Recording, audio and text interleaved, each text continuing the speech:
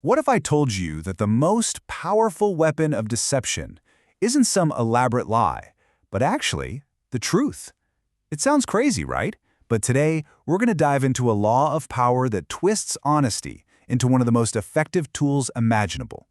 We're going to see how just one single, sincere-looking act can be the key to bringing down anyone's guard. This question right here, this is everything. This is the key to this whole strategy. Can one single moment of what looks like honesty be more powerful, more effective than a complex, well-crafted lie?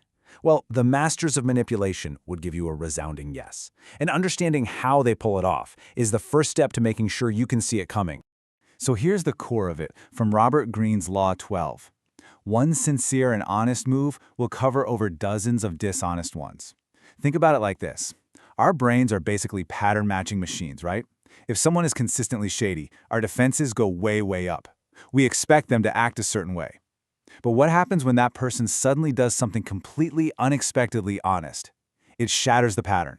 It creates this moment of confusion, a little crack in our defenses that can be totally exploited. Okay, let's be super clear here.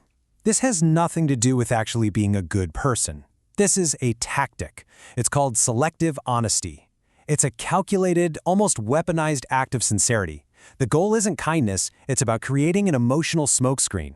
It's about giving a gift so surprising, so disarming, that it just bypasses the rational part of someone's brain. Kind of like wheeling a giant wooden horse right through the front gates. To really see how incredibly powerful this is, we've got to look at a true masterclass in deception.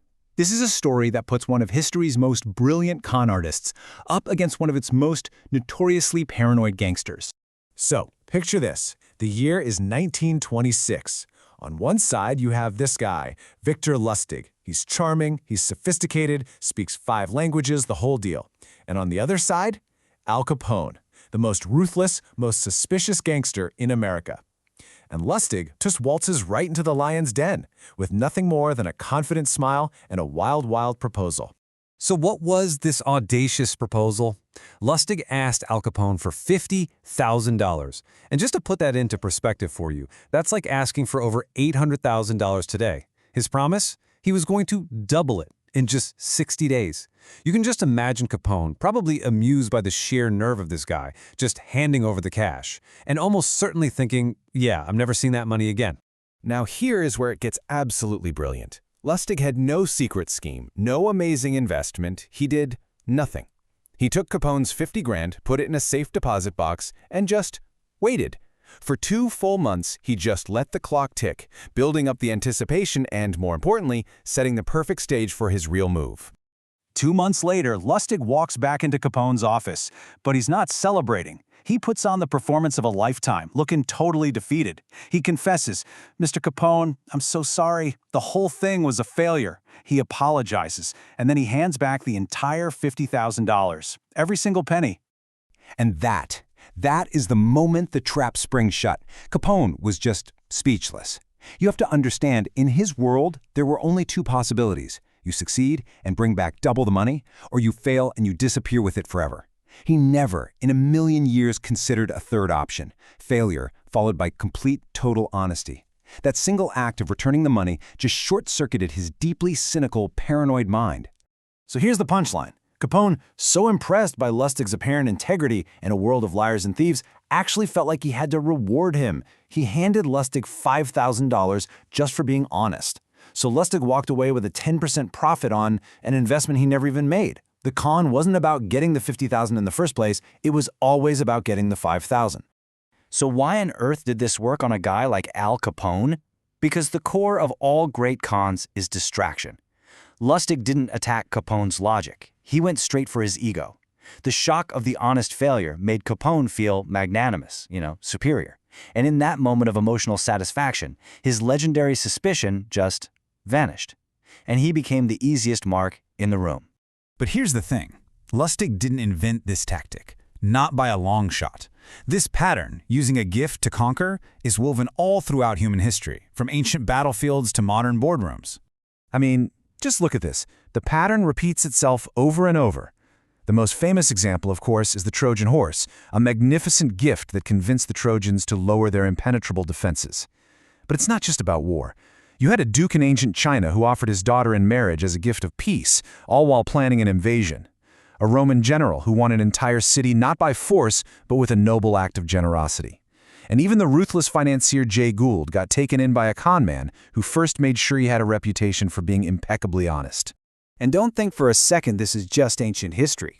Think about it in our world today. The Trojan horse was a gift designed to get past a physical wall. So, what's a free trial or a free sample in marketing? It's the exact same principle. It's a small gift of generosity designed to get past your natural wall of consumer skepticism and build just enough trust to make the sale. When you look at all of these examples side by side, the pattern is just undeniable. It doesn't matter if it's a political marriage, a noble gesture on the battlefield, or a business deal, the structure is identical. You start with an act of generosity or honesty, and that creates an emotional opening. It lowers the defenses, and it paves the way for the true, hidden objective. But what about the fatal flaw? There has to be one, right? What happens when you're already known as a liar? Can you still use honesty as a weapon then? And that's exactly where this whole law can break down. If your reputation is already one of deceit, a sudden act of honesty doesn't inspire trust, it triggers suspicion. Instead of disarming them, it puts them on high alert. They start looking for the angle, and your honest act suddenly becomes the most suspicious thing you could possibly do. So, this brings us to the advanced version of the law, the reversal. If you can't use real honesty, you use a decoy lie. You confess to a small but believable flaw or crime. It's classic misdirection, like a magician making you watch their right hand while the real trick is happening in their left. You let them catch you in a small lie to distract them from the massive deception happening right under their nose. And who better to demonstrate this than Victor Lustig himself, with his most audacious con ever, selling the Eiffel Tower. Let's walk through it. First, the scrap metal dealer he was targeting got suspicious.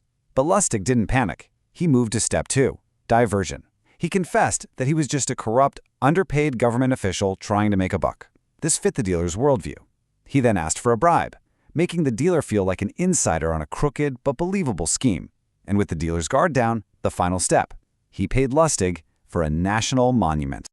The French diplomat Talleyrand was another master of this. His reputation for deceit was so strong that he actually used it to his advantage.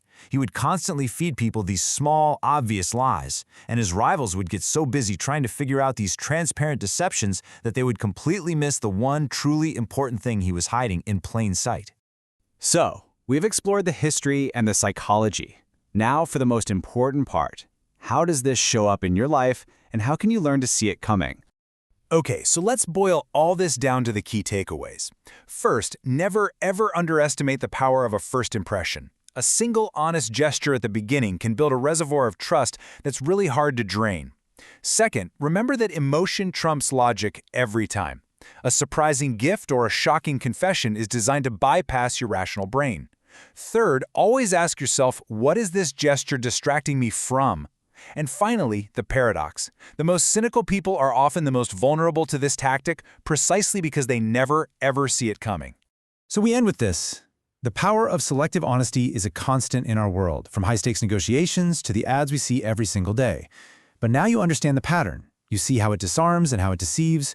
So the question is, will you be the one who uses it or the one who sees it coming? Because understanding the law is always the best defense against it.